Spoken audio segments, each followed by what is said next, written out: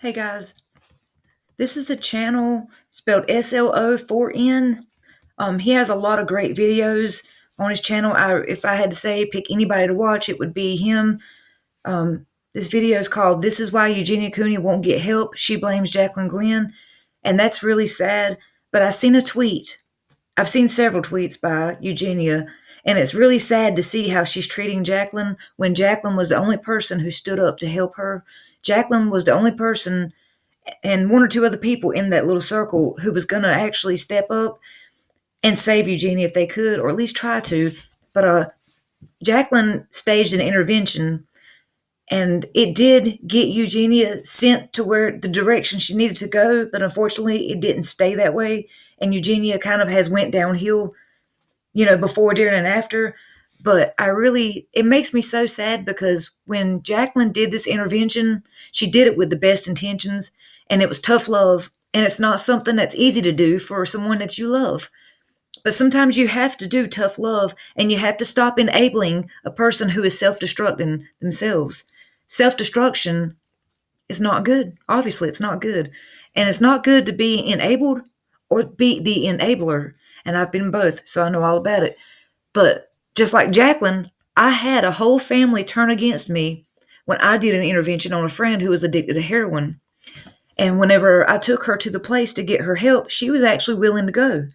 Her mother, her father, and her brothers all came up, and they took her away from me. And unfortunately, that night she went right back to getting high. They said they'd keep an eye on her. They said they do this, they do that, just like Eugenia's family's claiming. And what's sad is my friend, she ended up overdosing and dying from a heroin overdose. And it was about 3 months after I staged the intervention. Her family swore to me that they would take care of her, they would look after her, and they didn't. And that's why me, like Jacqueline, I seen the danger and I tried to help, and unfortunately they didn't take the help. But I hate to see Eugenia and her family bashing Jacqueline the way they do.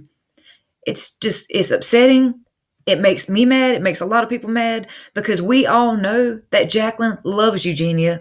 And just because Eugenia can't see it, it doesn't mean Jacqueline don't love her. It just means Eugenia can't see it. Eugenia, I think, has people behind her in her ear, telling her stuff. I think Eugenia's family is enabling her, obviously, because nobody's doing anything to get her help. She is almost 30, and they all still kind of live like she's a little kid. But I'm going to tell you this. To Eugenia's mom, one day you're going to have to live with your decisions, your choices. You're going to have to live with what you've done and what you didn't do. And let me tell you something, that's going to hurt more than the tough love that you could give her right now. Mom, you could walk in that room and you could say, Eugenia, you're going to get help now, today. But instead, you're just going along with it. Nah, she's fine. She's fine.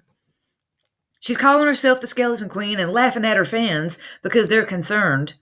She doesn't weigh probably 60 pounds soaking wet, but Mom's not concerned. I think if I was Eugenia's mother, I would be so freaked out. I would be doing everything in my power to save my child. But you don't see that here. All you see is a bunch of enabling going on. Let's check out the video.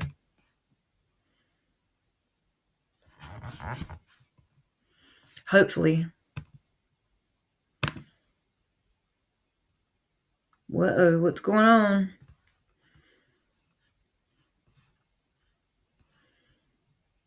And why is the sound off? Only true friend, and she tried to get help for Eugenia, but it did not go well. Watch, and it's really unfortunate. And you also may be wondering, why doesn't she want to get help? What happened? Well, Jacqueline Glenn is partially to blame for that because she was Eugenia's friend. Honestly, probably her only 50. Okay guys, this live stream little clip is a long one, but she does talk about her 5150, and I want to share that part with you guys and just react to the rest and give you my commentary as usual. What they did to you last year was awful. They are evil. Thank you, Thermiston. It was... Someone says what they did to you was awful, and Eugenia says, thank you for understanding. Girl, they tried to save your life. Are you really that unappreciative or mentally, unstable that you don't see that Jacqueline tried to save your life? And your own family doesn't even try to point it out to you. Your own family called the cops on Jacqueline and said she kidnapped you. This is another reason I say Eugenia's whole family needs to go into therapy and rehab, because they have enabled her for so long that they even believe this stuff. Yeah, honestly, it was really, really terrible. Like, I know sometimes people get mad at me for that, but, like, I feel like sometimes people just don't really understand, like, what fully happened and the full truth with everything. And it's just that, I know, like, sometimes on the internet, I guess people just, like, assume that people were really good friends to you who really weren't, and yeah, it was. So we jumped right in real quick and got to a lot. So pretty much she talks about how her 5150 experience was terrible, how people don't really understand. Yeah, it's an intervention. It's not meant to be rainbows and sunshines. It's meant to be, addressing the problem. I've been in an intervention myself. I used to be an addict. I'm still an addict, but I used to be an active addict. And people closest to me had to say, hey, you have a problem. It's time to stop and get help. And I didn't like it. And I fought it at first. But you know what? I woke up and I said, hey, they're right. Look at me. They're right. And 10 years clean. But I mean, it's hard. It's not going to be easy, Eugenia. It's not going to be easy, baby. And how it was like behind the scenes and how some people weren't really true friends, talking about Jacqueline Glenn. Yeah, it was like pretty terrible and traumatic for me last year, so. Terrible and traumatic. When you have a heart attack, that's going to be traumatic.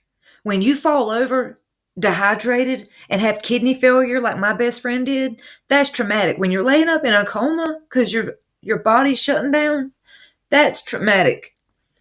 Your friends loving you enough to try to help you, that's not traumatic. That's them trying to help you and save your life, and you're not appreciative. Sorry. I miss my best friend every day. I miss her every day. Her laying in that hospital bed and me seeing her that way because of her ED and her heart stopping and failing and her heart surgeries and her kidney failure and her bones were constantly brittle. She was breaking this and breaking that. She couldn't walk. She was hunched over all the time. That's traumatic. Passive kindness instead of passive aggressive. I always really do try to say everything with kindness, honestly. It's just that, like, even like towards those people, I don't wish any bad on them at all. It was a long time ago, but it's like then people are like, she's mean, she's passive aggressive, just when I try to like clear things up or whatever. It's not like they know it really went down. Again, you're way too nice about this particular situation, despite having very justified reasons not to be. Let me tell you something. It doesn't matter how nice you are. ED is not racist. ED doesn't care what your gender is, what your race is, what your height is, what your weight is. ED will take you. The nicest of people can have an ED. The worst of people. It just doesn't. They keep saying that. Well, you're so nice. You're too nice for that event. You're too nice for this. They shouldn't have done an intervention. You're too nice for that. Being nice has nothing to do with saving her life. I'm not talking about that right now. Thanks, Emoji. I mean, I appreciate the Emoji, he is an enabler, people. This guy is no good for you. Nothing worse than being an enabler. And nothing more worse than being enabled. Yeah.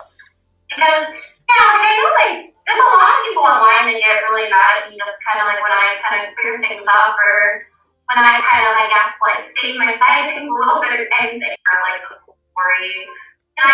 Of course she's talking about Jacqueline Glenn because Jacqueline Glenn was the only person who's ever tried to actually get help for Eugenia. And she actually got married recently, so congrats, Jack. Congrats to you, Jacqueline. But, Eugenia definitely was not there and probably doesn't even care. We're the best friends to me and stuff like that. But yeah, and people seem to get mad and, like, say I'm the one. Eugenia's whole character is so fake. I can see right through it. And I guess I can see right through it because I was that person. I was that same character that Eugenia is playing. I'm not hungry. Oh, I'll eat a snack later. Oh, I wasn't in the bathroom doing that. Oh, I hadn't been in the bathroom for 2 hours today. Oh, well, I ate just a minute ago. Oh, well, I ate a whole bag of chips and a whole soda, a whole 2 liter soda, and a whole pack of donuts. That was me. I would lie to people's faces. I would tell you straight, look in your eyes, and I'd lie to you and tell you I had just eaten, that I didn't go do that in the bathroom, that I had been eating all day long, and that I was just naturally slim because it run in my family. It was a medical disorder. I had every excuse in the book. I see right through her fake smile, her makeup that she uses. She covers it all. Her face does not look that good. You see my face? That's what ED does to you. This is what ED will do to you. I'm going to finish this in just a little bit. Here I go messing it up again. I'm not experienced YouTuber. Sorry.